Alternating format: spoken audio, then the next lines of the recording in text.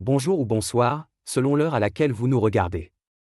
Je suis chroniqueur audio et animateur de podcast à l'ODJ Média, et j'ai le plaisir de vous lire fidèlement cette chronique signée par la rédaction de l'ODJ Média. Aujourd'hui, nous vous emmenons à Paris, pour un hommage solennel aux soldats marocains tombés pour la liberté, lors de la Seconde Guerre mondiale. Une mémoire partagée et vivante et message d'unité dans un monde incertain. Paris, 18 juin. En cette date symbolique de l'appel du général de Gaulle, la mairie du 15 arrondissement a vibré d'émotion et de gratitude.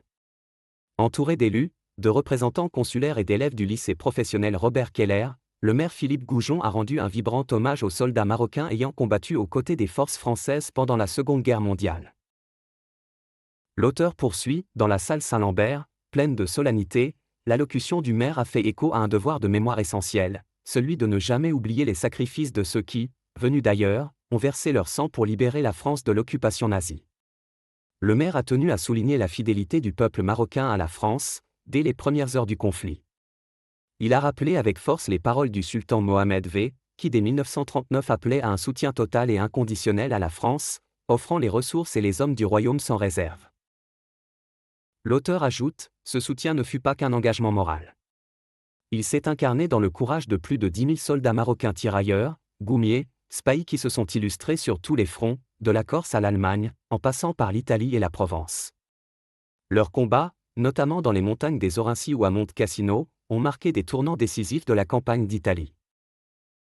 L'auteur poursuit avec émotion, Monte Cassino, un drapeau marocain dans l'histoire de France. L'épisode du Mont Majo, en mai 1944, a été particulièrement mis en lumière.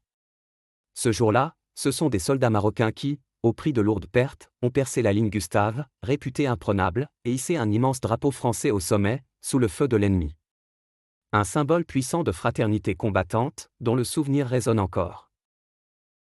L'auteur insiste, dans un arrondissement qui abrite une importante communauté marocaine, cet hommage avait une dimension à la fois historique et affective.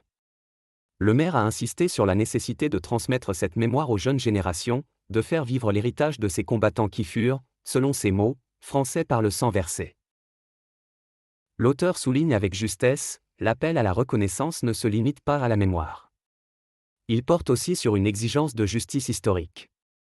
Ces soldats venus d'Afrique ont été trop longtemps les grands oubliés des récits nationaux. Les commémorer aujourd'hui, c'est réparer une part d'oubli collectif. L'auteur conclut, ce 18 juin 2024, alors que le monde reste traversé par les tensions et les replis identitaires, la mairie du 15 a lancé un message d'unité et de fidélité aux valeurs communes.